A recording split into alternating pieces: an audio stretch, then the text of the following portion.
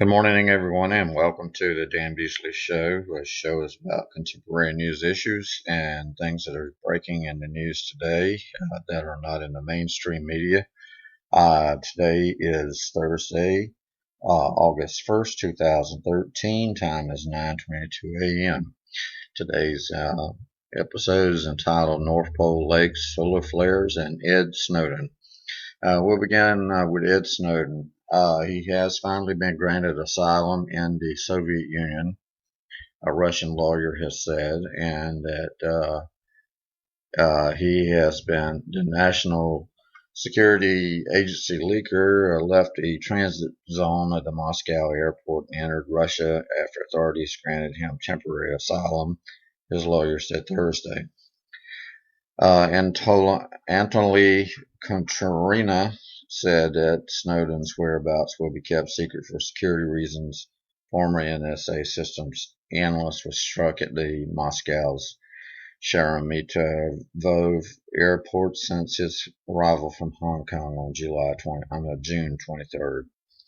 The U.S. has demanded that Russia send Snowden home to face prosecution for espionage, but President Vladimir Putin dismissed the request. Next in our news lineup for today, everyone was concerned about global warming and things that were making global warming an issue. But now there has been a lake that appeared on top of the ice at the North Pole, and now it has vanished. It's no longer a lake any longer. And this is being reported by Live Science. And it says, like a politician whose peccadillos lead to family time, the North Pole has finally had its internet notoriety. The stunning blue meltwater lake that formed on the Arctic ice disappeared on Monday, draining through a crack in the underlying ice floe. Now, instead of 2 feet of fresh water slopping against the bright yellow buoy, a remote cam shows only ice and clouds.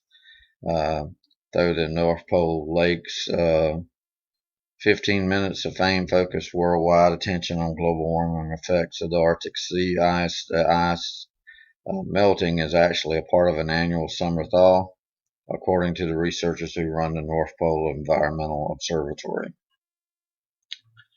So it's nothing to be alarmed about, folks. It's something that happens all the time. In Newtown, where Sandy Hook was, and the shooting that occurred back some while ago, and the children were shot in this elementary school called Sandy Hook, gun permits have surged after the shooting. And this comes amid the fact that permits are going to become harder and harder to come by, and the guns permits have surged in the town following the December massacre of school children by a local man, even as the parents of some of the victims had urged stricter weapon laws nationwide. Through July 24th, more than 200 people in Newtown have received new local pistol permits, according to the review of the local records, surpassing the 171 new permits issued for all of last year. Such permits are prerequisites for Connecticut permits that allow people to purchase and carry pistols as well as rifles or shotguns. So we have that in the news. And moving along quickly, we have a news out of WorldNet Daily today. Its commentary is coming to us from a famous rocker called Ted Nugent. Ted Nugent notes the stark irony of Obama using the P word to describe scandals. The P word is phony, of course. Ted Nugent says it's very difficult to ignore accusations of phoniness from the master of things phony, who has dedicated his entire life to one thing, phony scam after another.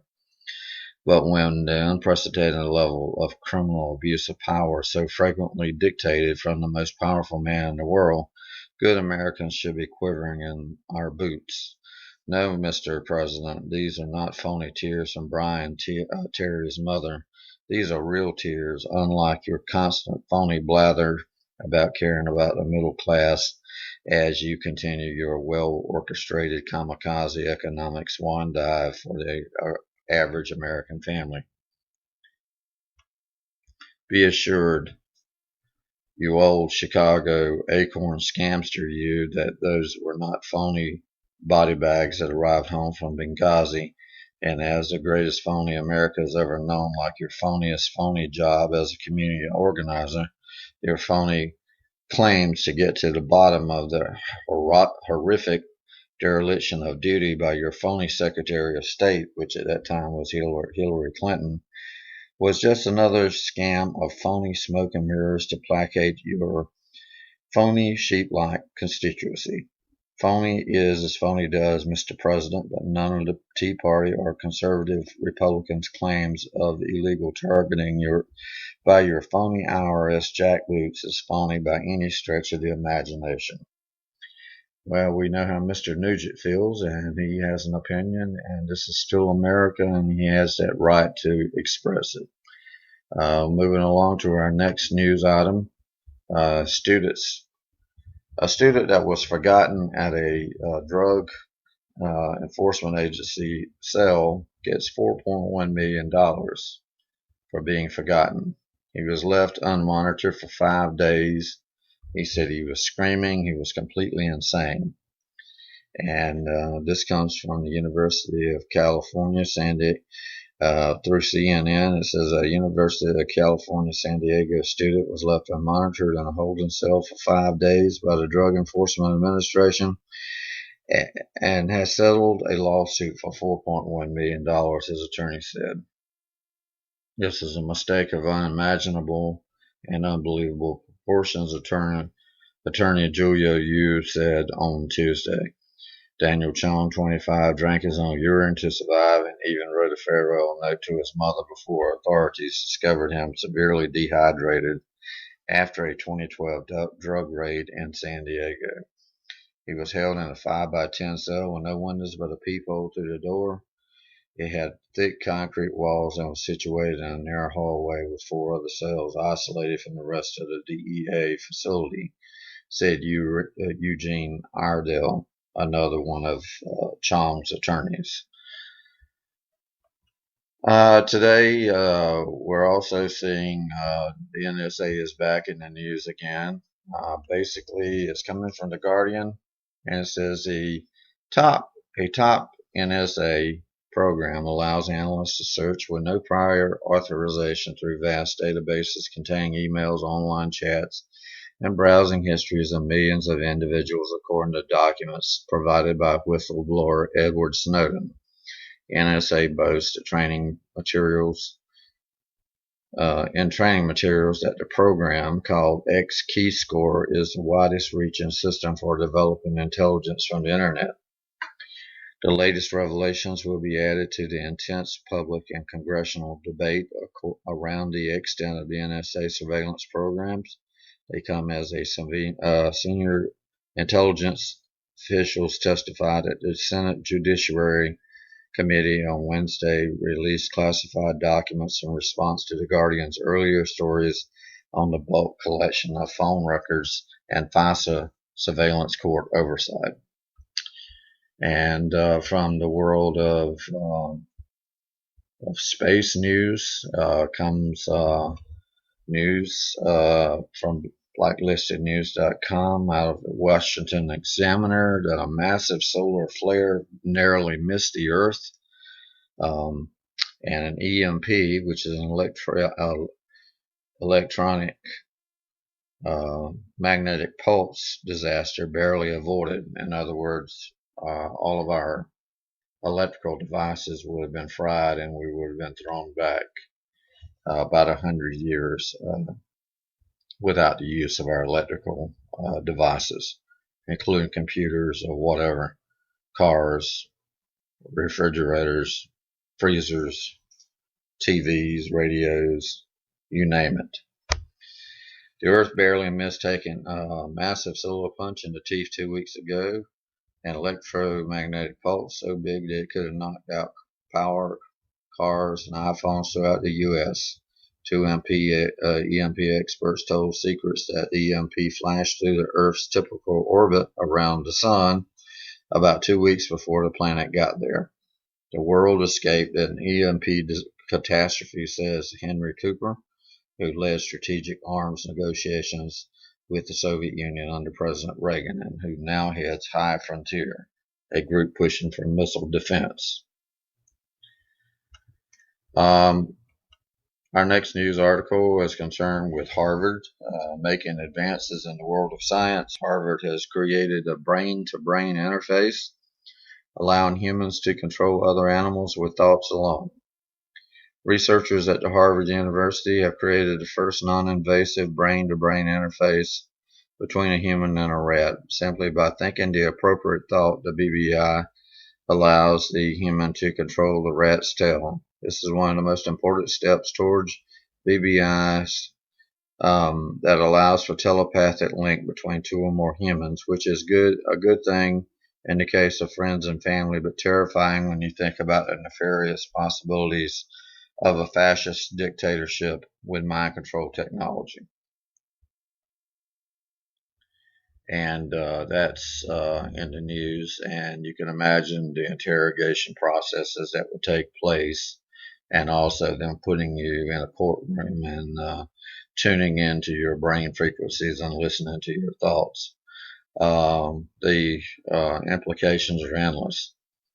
Also, breaking news today, we've got some news coming out of HuffingtonPost.com, and we're looking at racism and different things that people are saying that are getting people into trouble. And here was one NFL player's racist remark was caught on camera, and it was a Philadelphia Eagle player. And Riley Cooper, he makes a racist comment at a Kenny Chesney concert. Doesn't matter where you are anymore, folks. Whatever you're doing in your own time, you're still on camera or you're still on the record. So anyway, what he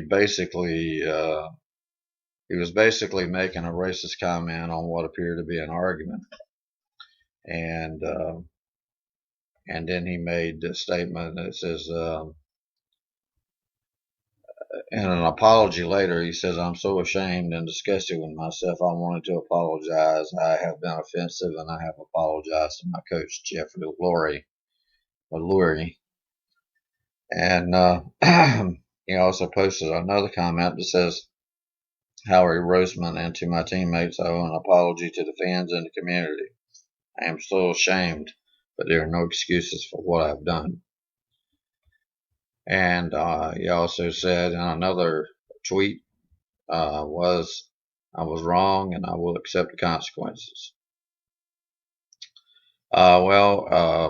Coming from some of his other teammates, Jeff McLean says, "We're all shocked and appalled at his words. The sort of behavior and attitude from anyone has no role in sports, of course. In a civil society, he has accepted responsibility for his words and actions, has been fined for the incident, and the NFL stands for diversity and inclusion, and comments like this are wrong and offensive and unacceptable."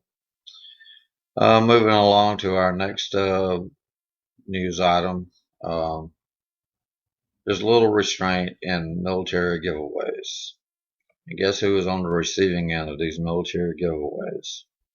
Some of you may have already guessed it. It's your local hometown, your small town police departments across the country. They have been gobbling up tons of government equipment discarded by downsizing the military. They've been getting bicycles, bed sheets, bowling pins, French horns, dog collars, colonoscopy machines, regardless of what the items are needed or if they will ever be used.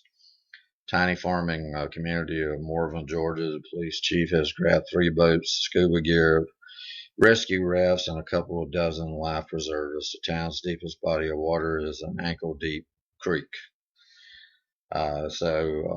Anyway, National Giveaway is operating without very little oversight, and surplus gear often sits in storage. And that's our news for today. We're going to cut it short today. We've had a very busy week, and we hope that you and yours or everyone is doing fine on this Thursday, and look forward to you joining our next broadcast here on the Dan Beasley Show. We're coming to you live from Hartsville, South Carolina, and hoping to bring you the best of news as it breaks across the country and across the world. So anyway, this is Dan Beasley wishing you a good and prosperous day, and hoping you'll join us for our next episode. Thank you and have a good day.